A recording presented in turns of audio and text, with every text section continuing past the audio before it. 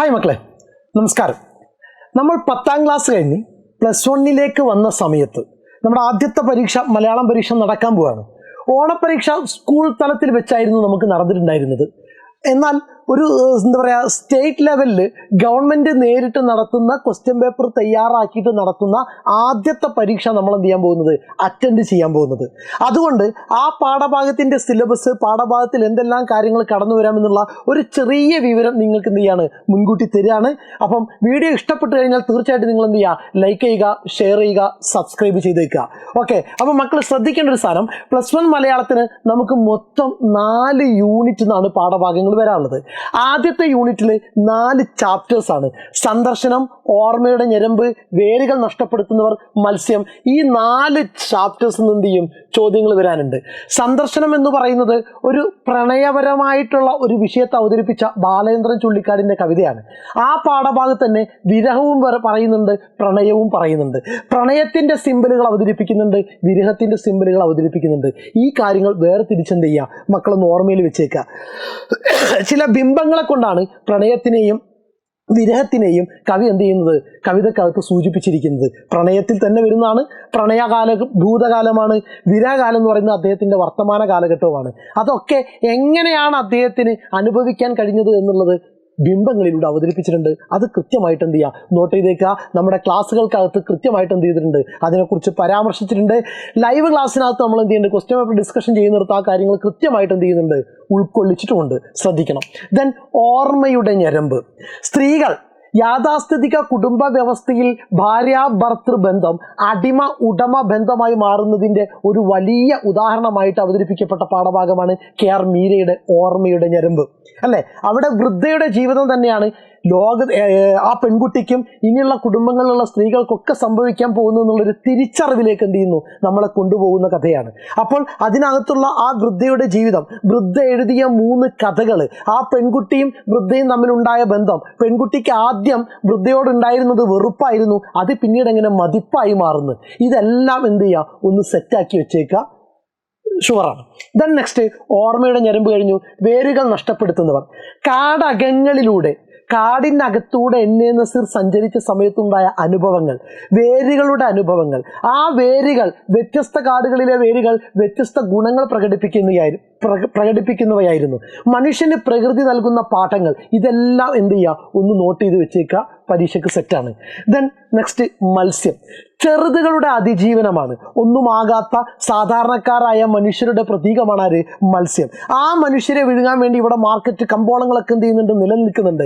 നമുക്ക് വേണ്ട എന്ന് തോന്നുമ്പോഴും നമ്മളെ വിപണിയിലേക്ക് പിടിച്ചു കൊണ്ടുപോകാനുള്ള പരസ്യങ്ങളും സംവിധാനങ്ങളും എന്ത് ചെയ്യുന്നുണ്ട്, ഇവിടെ സജീവമാണ്. ഓരോരോ ട്രാപ്പിട്ട് നമ്മൾ അതിനകത്തേക്ക് കൊണ്ടുപോകാൻ വേണ്ടി തയ്യാറാവുന്ന വിപണികളെ നമ്മുടെ മുന്നിൽ തുറന്നു കാണിക്കുന്നു മത്സ്യം എന്നുള്ള പ്രതീകാത്മക കവിതയിലൂടെ. സെറ്റാണല്ലോ, ഫസ്റ്റ് യൂണിറ്റ് സെറ്റാണല്ലോ. ദെൻ നെക്സ്റ്റ് കിടക്കുക യൂണിറ്റ് 2. +1 മലയാളത്തിൻ്റെ യൂണിറ്റ് 2 നമുക്ക് പഠിക്കാനുള്ളത്, ആദ്യത്തെ യൂണിറ്റിനകത്ത് നമ്മൾ 4 പാഠങ്ങളാണെന്ന് പറഞ്ഞു. അങ്ങനെയാണെങ്കിൽ രണ്ടാമത്തെ യൂണിറ്റിനകത്ത് 1 കായലരികത്ത്, 2 സിനിമയും സമൂഹവും, 3 കൈപ്പാട്, 4 കേൾക്കുന്നുണ്ടോ, 5 കളവ് പോയ സൈക്കിളും അതുമായിട്ട് ബന്ധപ്പെട്ട പാഠഭാഗങ്ങൾ, അല്ലെ, കളഞ്ഞു പോയ സൈക്കിൾ എന്ന് പറയുന്നത്. അപ്പം മൊത്തം 5 ചാപ്റ്റേഴ്സ്, മൊത്തം 9 ചാപ്റ്ററായി ഇവിടെ എത്തുമ്പോഴേക്കും നമ്മൾ ഇത് മുഴുവൻ സിനിമയെക്കുറിച്ചുള്ള പാഠഭാഗങ്ങളാണെന്ന് നമുക്കറിയാം. സിനിമ കായലരികത്ത് എന്ന് പറയുന്നത് നീലക്കുയിൽ എന്ന സിനിമയിൽ വന്ന ഒരു ഗാനമാണ്. എങ്ങനെ അതുവരെ നീലക്കുയിൽ വരെയുള്ള സിനിമാ ഗാനങ്ങൾ എടുത്തു നോക്കിക്കഴിഞ്ഞാൽ സാധാരണക്കാർക്ക് അത്ര വലിയ പ്രാപ്യമല്ലാതിരുന്ന, മനസ്സിലാക്കാൻ പ്രയാസമുള്ള ശാസ്ത്രീയ സംഗീത വഴിയിലായിരുന്നു എന്തുണ്ടായിരുന്നത്, സിനിമാ ഗാനങ്ങൾ ഉണ്ടായിരുന്നെങ്കിൽ സാധാരണക്കാരൻ്റെ നാടൻ ഈണത്തിൽ, സാധാരണക്കാരൻ്റെ മാപ്പിളപ്പാട്ട് ഈണത്തിൽ, സാധാരണക്കാരൻ്റെ ഭാഷാ പ്രയോഗങ്ങളിൽ സാധാരണക്കാർക്ക് വേണ്ടിയ പാട്ട് പാടിയതായിരുന്നു ഇത് കായലരികത്ത് എന്ന ഗാനം. അതങ്ങ് കയറി എന്ത് ചെയ്തു, ക്ലിക്കായി, എല്ലാവരും ഏറ്റുപാടി. മാപ്പിളപ്പാട്ടിനെ എല്ലാവരും എന്ത് ചെയ്തു, മനസ്സിലേക്ക് ഏറ്റെടുത്ത ഒരു ചരിത്രം ഉണ്ടായിരുന്നു ഈ കായലരികത്ത് എന്ന ഗാനത്തിന്. അപ്പോൾ കായലരികത്ത് എന്ന ഗാനത്തിൻ്റെ സവിശേഷതകൾ എന്തൊക്കെയാണ്? കായലരികത്ത് എന്ന ഗാനത്തിൽ നമ്മൾ ദൃശ്യത്തിൽ കാണുന്ന സാധാരണക്കാരൻ്റെ ജീവിതം എന്തൊക്കെയായിരുന്നു? ഇത്രയും കാര്യങ്ങൾ എന്ത് ചെയ്യുക, ഒന്ന് ഫോക്കസ് ചെയ്ത് നമ്മൾ പഠിച്ചേക്കുക. ദെൻ നെക്സ്റ്റ് സിനിമയും സമൂഹവും. വാണിജ്യ സിനിമ നമ്മുടെ കച്ചവട സിനിമകളുണ്ടല്ലോ, പ്രമുഖ എന്താ പറയുക നടന്മാരെ വെച്ചുകൊണ്ട് എടുക്കുന്ന കച്ചവട സിനിമകൾ, ആ കച്ചവട സിനിമകൾ പലപ്പോഴും ചർച്ചകൾക്ക് എന്ത് ചെയ്യാറില്ല, എടുക്കാറില്ല. അവാർഡുകൾ കിട്ടുന്ന ആളുകൾ അധികം കാണാത്ത സിനിമകളൊക്കെ ആയിരിക്കും എന്ത് ചെയ്യുക, സിനിമാ ഹാളിൽ തിയേറ്ററുകളിൽ പരാജയപ്പെടുന്ന സിനിമകളുണ്ട് കുറേ. നമുക്കൊന്നും അത്രത്തോളം ഒന്നും ഇഷ്ടപ്പെടാത്ത, എന്താ പറയുക, കച്ചവട താല്പര്യങ്ങൾക്ക് മുൻതൂക്കം നൽകാത്ത, മസാല ചേരുവകൾ കാര്യമായിട്ട് ഇല്ലാത്ത ചില സിനിമകളുണ്ട്. ആ സിനിമകൾക്കാണ് പ്രാധാന്യം കൊടുക്കാറുള്ളത്. എന്നാൽ ഇത്തരത്തിലുള്ള കച്ചവട സിനിമകൾ എന്ത് ചെയ്യല്ല, അവഗണിക്കുകയല്ല, അപഗ്രഥിക്കുകയാണ്, പഠിക്കുകയാണ് കൃത്യമായിട്ട് ചെയ്യേണ്ടത്. എന്തുകൊണ്ടാണ് ഇത്തരം കച്ചവട സിനിമകൾക്ക് ജനപ്രിയത കൂടുതൽ? ആ ജനപ്രിയത കൂടാനുള്ള കാരണം എന്താണ്? അപ്പോൾ കച്ചവട സിനിമകളുടെ ക്വാളിറ്റി എന്താണ്, കച്ചവട സിനിമകളുടെ ന്യൂനതകൾ എന്തൊക്കെയാണ്, അതെങ്ങനെ പരിഹരിക്കപ്പെടേണ്ടത് എന്നതെല്ലാം പഠനത്തിന് വിധേയമാക്കുന്ന ഒരു ഭാഗമാണ് ഇത് സിനിമയും സമൂഹവും എന്നുള്ളത്. സെറ്റാണല്ലോ. ഓക്കെ, ദെൻ അടുത്തത്, അപ്പോൾ ഇതൊരു കച്ചവട സിനിമയെ കുറിച്ച് പറയുന്നു, ഇത് പഴയകാല സിനിമയെ കുറിച്ച് സൂചിപ്പിക്കുന്നു. അടുത്തതൊരു ഡോക്യുമെൻ്ററി സിനിമയാണ്. ഡോക്യുമെൻ്ററി സിനിമ നമ്മൾ പറഞ്ഞ ഈ യൂണിറ്റ് മുഴുവൻ സിനിമയെ കുറിച്ചാണ് എന്ത് ചെയ്യുന്നത്, പറയുന്നത്. കൈപ്പാട് എന്ന് പറയുന്നത് ഒരു കൃഷി സമ്പ്രദായമാണ്. ആ കൃഷി സമ്പ്രദായം നമ്മളെ പഠിപ്പിച്ചു തരുന്നതാണ്. കൈപ്പാട് എന്ന് പറയുന്ന ഒരു കൾച്ചറാണ്, അത് അഗ്രികൾച്ചറാണ്. എന്താണ് കൈപ്പാട് നിലങ്ങളുടെ പ്രത്യേകത എന്താണ്? ഈ കൈപ്പാട് കൃഷി മനുഷ്യർക്ക് മാത്രമല്ല ഒരുപാട് ജീവജാലങ്ങൾ പരസ്പരം ബന്ധപ്പെട്ട് കിടക്കുന്നുണ്ട് എന്ന് ആ പാഠഭാഗം അല്ലെങ്കിൽ ആ വീഡിയോ കണ്ടപ്പോൾ നമുക്ക് മനസ്സിലായി. അതൊന്നും എന്ത് ചെയ്യുക, പിക്ചർ ചെയ്ത് നിങ്ങൾ മനസ്സിനകത്തേക്ക് വെച്ചേക്കുക. പരീക്ഷയ്ക്ക് അത്രേ എന്ത് ചെയ്യുള്ളൂ, ചോദിക്കുള്ളൂ. ദെൻ നെക്സ്റ്റ്, കേൾക്കുന്നുണ്ടോ എന്ന് പറയുന്നത് ഒരു ഹ്രസ്വ ചിത്രമാണ്, ഷോർട്ട് ഫിലിം. 25 മിനിറ്റ് മാത്രം ദൈർഘ്യമുള്ള ഒരു സിനിമയുടെ തന്നെ രൂപത്തിലായിരിക്കും കേൾക്കുന്നുണ്ടോ ഉണ്ടായിരിക്കുക. ആ കേൾക്കുന്നുണ്ടോ എന്ന് പറയുന്നത് ഹസ്ന എന്ന് പറയുന്ന പെൺകുട്ടിയുടെ, അന്ധബാലികയുടെ ജീവിതം, അവൾ കേൾവിയിലൂടെ ലോകത്തെ തിരിച്ചറിയുന്നത്, അവൾക്ക് സംവദിക്കാൻ വേണ്ടി ഈച്ചയും പൂച്ചയും എന്ന് പറയുന്ന കഥാപാത്രങ്ങൾ കടന്നു വരുന്നത്, ഇതൊക്കെ ഒന്നും എന്ത് ചെയ്യുക, മക്കൾ മനസ്സിനകത്ത് സെറ്റാക്കി വെച്ചേക്കുക. പരീക്ഷയ്ക്ക് ആ മേഖലയിൽ നിന്ന് തന്നെയാണ് എന്ത് ചെയ്യുക, ചോദ്യം വരാൻ പോകുന്നത്. ദെൻ ഒരു എന്താ പറയുക, ഒരു പ്രശസ്തമായിട്ടുള്ള ഇറ്റാലിയൻ സിനിമ അല്ലേ, സമാന്തര സിനിമയായിട്ടുള്ള ബൈസിക്കിൾ തീവ്സിനെ കുറിച്ച് കൃത്യമായിട്ട് പഠനം നടത്തി അതിനെക്കുറിച്ചുള്ള കൃത്യമായിട്ടുള്ള ആ സിനിമയെക്കുറിച്ചുള്ള ഒരു കീറിമുറിച്ച് പരിശോധന നടത്തുന്ന ഒരു ലേഖനമാണ് കളവ് പോയ സൈക്കിളും എന്ന് പറയുന്ന ആ സിനിമ. ബൈസിക്കിൾ തീവ്സിനെ കുറിച്ചുള്ള പഠനം, അതിനകത്തുള്ള കഥാപാത്രങ്ങൾ ഒന്ന് റിച്ചിയാണ്, റിച്ചിയുടെ മകൻ ബ്രൂണോയാണ്, മരിയയാണ്. ഇവർ മൂന്ന് മാത്രമല്ല കഥാപാത്രം. പരീക്ഷയ്ക്ക് ചോദിക്കാൻ പോകുന്ന റിച്ചിയെക്കുറിച്ച് ചോദിക്കും നമുക്കറിയാം, ബ്രൂണോയെ കുറിച്ച് ചോദിക്കും നമുക്കറിയാം. എന്നാൽ ഈ സിനിമക്കകത്ത് സജീവ സാന്നിധ്യമായിട്ട് വരുന്ന മറ്റൊരാളുണ്ട്. അതേതാണ്? ഒന്ന് ആൾക്കൂട്ടമാണ്. ആൾക്കൂട്ടം ഇതിനകത്ത് ഒഴിവാക്കാൻ പറ്റാത്ത ഒരു വിഭാഗമാണ്. ദെൻ അടുത്തത് ഇതിനകത്ത് വരുന്ന ആരാണ്? സൈക്കിളാണ്. സൈക്കിൾ ഇതിനകത്തുള്ള ഒരു മുഖ്യ കഥാപാത്രമാണ്. ഈ സൈക്കിളും ആൾക്കൂട്ടവും എന്തുമാത്രം ഇതിനകത്ത് റോൾ എടുക്കുന്നുണ്ടെന്ന് എന്ത് ചെയ്യുക, നിങ്ങളൊന്ന് സെറ്റാക്കി വെച്ചേക്കുക. ഇത്രേ പരീക്ഷയ്ക്ക് എന്ത് ചെയ്യുള്ളൂ, ചോദിക്കാൻ പോകുന്നുള്ളൂ. ഓക്കെ, അപ്പോൾ യൂണിറ്റ് 2 നമുക്ക് എന്ത് ചെയ്തിട്ടുണ്ട്, സെറ്റായിട്ടുണ്ട്. ദെൻ നെക്സ്റ്റ് നമ്മൾ പോകുന്നു യൂണിറ്റ് 3ലേക്ക്. യൂണിറ്റ് 3ലേക്ക് പോകുന്ന സമയത്ത് കവിതയ്ക്ക് സംഭവിച്ച മാറ്റങ്ങളെക്കുറിച്ച് പഠിക്കുന്ന ആദ്യത്തെ പാഠം കാവ്യകലയെക്കുറിച്ച് ചില നിരീക്ഷണങ്ങൾ.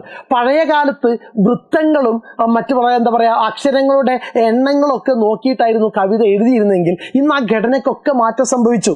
നേരിട്ട് പറയുന്നതല്ല കവിത, നേരിട്ട് പറയുന്ന ആശയത്തിനപ്പുറത്ത് മറ്റൊരാശയം വായനക്കാരുടെ മുന്നിൽ അവതരിപ്പിക്കുന്നതാണ് ആധുനിക കാലഘട്ടത്തിലെ കവിത. അത്തരം കവികളാണ് ഇനിയും ഉണ്ടാവേണ്ടത് എന്ന് MN വിജയൻ പഠനത്തിന് വിധേയമാക്കുന്ന പാഠഭാഗമാണ് കാവ്യകലയെക്കുറിച്ച് ചില നിരീക്ഷണങ്ങൾ. തൊട്ട് പിന്നാലെ തന്നെ വൈലോപ്പിള്ളി ശ്രീധരമേനോന്റെ ഇത്തരം ഒരു ആശയം മുന്നിൽ വെക്കുന്ന ഊഞ്ഞാലിൽ എന്ന കവിതയെ എന്ത് ചെയ്യുന്നുണ്ട്, നമുക്കിവിടെ പഠിക്കാനുണ്ട്. അതിനെ തുടർന്ന് കവിത പോലെ തന്നെ പലപ്പോഴും ഗദ്യങ്ങളും എഴുതാറുണ്ട്. കാവ്യാത്മകമായിട്ടുള്ള ഗദ്യങ്ങൾ അല്ലേ, വളരെ എന്താ പറയുക താളാത്മകമായിട്ടൊന്നല്ല, നമുക്ക് ആലങ്കാരികമായിട്ട് ഒരുപാട് കാര്യങ്ങൾ പറഞ്ഞു പോകുന്ന വൈക്കം മുഹമ്മദ് ബഷീറിന്റെ അനർഘ നിമിഷം.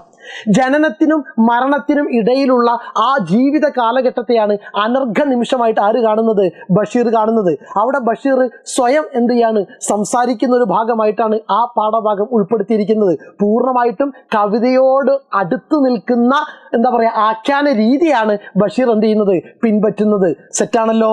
ദെൻ നെക്സ്റ്റ് ലാത്തിയും വെടിയുണ്ടയും. ലളിതാംബിക അന്തർജനത്തിന്റെ ഒരേ ഒരു നോവലാണ് അഗ്നിസാക്ഷി. ആ അഗ്നിസാക്ഷി എന്ന നോവലിൽ നിന്ന് എടുത്ത അധ്യായമാണത് ലാത്തിയും വെടിയുണ്ടയും അല്ലേ. 1942 ക്വിറ്റ് ഇന്ത്യ സമരകാലത്ത് സ്വതന്ത്ര സമരത്തിൽ പങ്കെടുത്ത സ്ത്രീകളെ മുഖ്യമായിട്ട് അവതരിപ്പിക്കപ്പെടുന്ന ഒരു യൂണിറ്റാണ്. എന്നാൽ രണ്ട് അമ്മമാരെ ഇവിടെ കാണിക്കുന്നുണ്ട്. ഒരു വിഭാഗം ആളുകൾ ഈ സ്വാതന്ത്ര്യ സമരത്തിലൊന്നും പങ്കെടുക്കാതെ മാറി എന്താ പറയുക ആഠ്യത്വത്തിൻ്റെ മഹിമയിൽ ജീവിച്ചിരുന്ന ആളുകളുണ്ടായിരുന്നു. തൻ്റേതായിട്ടുള്ള എല്ലാ സൗഭാഗ്യങ്ങളും വിട്ടെറിഞ്ഞ് സ്വാതന്ത്ര്യ സമരത്തിലേക്ക് ഇറങ്ങി തിരിച്ച വിഭാഗം ഉണ്ടായിരുന്നു.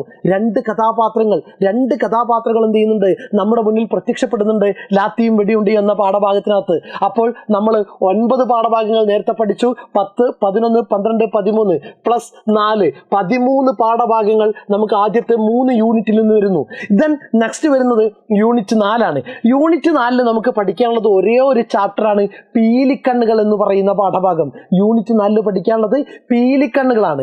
ചെറുശ്ശേരിയുടെ കവിതയാണ് ഇത് പീലിക്കണ്ണുകൾ. ഏറ്റവും ലളിത മധുരമായിട്ട് മലയാളത്തിൽ നമുക്ക് പാടിത്തന്ന ഒരു കവിതയാണ് ഇത് പീലിക്കണ്ണുകൾ. കൃഷ്ണനെ കാണാൻ വേണ്ടിയിട്ട് ആര് പോകുന്നു? അമ്പാടിയിൽ നിന്ന് നമ്മുടെ നന്ദഗോപുരം പോകുന്നു. നന്ദഗോപുരം കൂട്ടുകാരും പോകുന്ന സമയത്ത് നന്ദഗോപുരോട് കുട്ടിക്കാലത്തെക്കുറിച്ചുള്ള കാര്യങ്ങളും അച്ഛനും അമ്മയും തമ്മിലുള്ള സ്നേഹം തന്ന കാര്യങ്ങളും തിരിച്ച് സ്നേഹപ്രകടനങ്ങളും കൂട്ടുകാരോടുള്ള സ്നേഹപ്രകടനങ്ങളും ഒക്കെ കൃഷ്ണൻ ഓർത്തു പറയുന്നതും കുട്ടിക്കാലത്ത് തനിക്ക് കിട്ടിയ സമ്മാനങ്ങളായി കിട്ടിയ വസ്ത്രങ്ങളൊക്കെ സൂക്ഷിച്ചു വെക്കണേ എന്ന് പറയുന്നതുമായിട്ടുള്ള അച്ഛനും അമ്മക്കും മധുരകരമായ വാക്കുകളിലൂടെ സന്തോഷിപ്പിക്കാൻ ശ്രമിക്കുന്ന കൃഷ്ണനെയാണ് എന്ത് ചെയ്യുന്നത് ഈ പീലിക്കണ്ണുകൾ എന്ന പാഠഭാഗത്ത് നമ്മൾ കാണുന്നത്. കൂടെ ചെറുശ്ശേരിയുടെ ഏറ്റവും ലളിതമായ മലയാളത്തിൻ്റെ ഭാഷയെക്കുറിച്ചും എന്ത് ചെയ്യുക, മക്കളൊന്ന് ഓർത്ത് വെച്ചേക്കുക. സെറ്റാണല്ലോ. Unit 1, unit 2, unit 3, unit 4. Unit 4ലേക്ക് വരുന്ന സമയത്ത് മൊത്തം 14 ചാപ്റ്റേഴ്സ് ആണ്. അപ്പം നമുക്ക് എന്ത് ചെയ്യാനുള്ളത്, പഠിക്കാനുള്ളത് 14 ചാപ്റ്റേഴ്സ്. ഈ 14 ചാപ്റ്റേഴ്സ് എന്ത് ചെയ്യുക, വളരെ പെട്ടെന്ന് സെറ്റാവും. ഒട്ടും ടെൻഷൻ വേണ്ട. നമ്മുടെ ലൈവ് ക്ലാസ് നിങ്ങൾ എന്ത് ചെയ്യുക, കാണുക. നിങ്ങൾക്ക് പരീക്ഷയ്ക്ക് ചോദിക്കാൻ സാധ്യതയുള്ള എല്ലാ തരത്തിലുള്ള ചോദ്യങ്ങളും ഒബ്ജക്റ്റീവ് ടൈപ്പ് ക്വസ്റ്റ്യൻസ് അടക്കം നമ്മൾ എന്ത് ചെയ്യുന്നുണ്ട്, അതിനകത്ത് ഡിസ്കസ് ചെയ്യും. അപ്പം മക്കളുടെ സജീവ സാന്നിധ്യം എന്ത് ചെയ്യണം, ക്ലാസ്സിനകത്ത് ഉണ്ടായിരിക്കണം. ദെൻ നെക്സ്റ്റ് നമ്മൾ പറയാൻ പോകുന്നത് ക്വസ്റ്റ്യൻ പാറ്റേൺ ആണ്. ക്വസ്റ്റ്യൻ 1 മുതൽ 5 വരെ നമുക്ക് 2 മാർക്കാണ്. രണ്ടെണ്ണം നമ്മൾ എന്ത് ചെയ്യണം, തിരഞ്ഞെടുത്ത് എഴുതണം. 1 മാത്രം എഴുതിയിട്ട് എന്ത് ചെയ്യരുത്, നമ്മൾ അങ്ങ് സ്കിപ്പായി പോകരുത്. 2 ഉത്തരങ്ങൾ ഉണ്ടായിരിക്കും. നമുക്ക് 4 ഓപ്ഷൻസിൽ നിന്ന് 2 ഉത്തരങ്ങൾ തിരഞ്ഞെടുത്തു കഴിഞ്ഞാൽ 2 മാർക്ക്. അടുത്തതായിട്ട് ക്വസ്റ്റ്യൻ 6 മുതലുള്ളതാണ്. അതും 2 മാർക്കാണ്.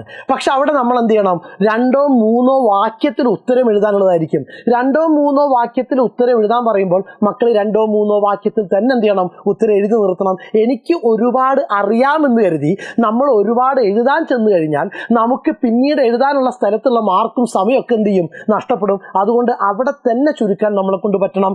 അടുത്തത് ക്വസ്റ്റ്യൻ നമ്പർ 9 മുതൽ 4 മാർക്കിൻ്റെ ചോദ്യങ്ങളാണ്. 4 മാർക്ക് ചോദ്യങ്ങൾ നമുക്ക് കിട്ടിയിരിക്കുന്ന പരീക്ഷ പേപ്പറിന്റെ ഒരു പുറത്തിന്റെ പകുതിയോളം വരുന്ന രൂപത്തിൽ ഉത്തരം എഴുതിയാലേ 4 മാർക്ക് നമുക്ക് കിട്ടത്തുള്ളൂ. ഓർമ്മിക്കുക, നമ്മൾ 10ാം ക്ലാസ്സിലൊക്കെ അറ്റൻഡ് ചെയ്താണ്.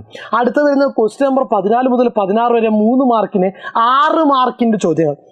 3 6 മാർക്കിൻ്റെ ചോദ്യങ്ങൾ ഒരു പുറം മുഴുവനായിട്ട് എന്ത് ചെയ്യുക, നമ്മൾ എഴുതി വെച്ചേക്കുക 6 മാർക്കിന്. അങ്ങനെ 4 ചോദ്യങ്ങളോ 3 ചോദ്യങ്ങളോ എന്ത് ചെയ്യും, ക്വസ്റ്റ്യൻ പേപ്പറിനകത്ത് കാണും. അത്രയും എഴുതി കഴിഞ്ഞാൽ അടുത്ത് വരുന്ന ക്വസ്റ്റ്യൻ നമ്പർ 17 6 മാർക്കിനുള്ള, അതായത് 2 × 2 × 2 ആയിരിക്കും. 2 + 2 + 2 ആട്ടോ, ഇൻറ്റു അല്ല. 2 + 2 + 2 = 6 മാർക്കാണ് കിട്ടുക. അതായത് ഒരു പാരഗ്രാഫ് നിങ്ങൾക്ക് വായിക്കാൻ തരും, അല്ലെങ്കിൽ ഒരു കവിത നിങ്ങൾക്ക് തരും.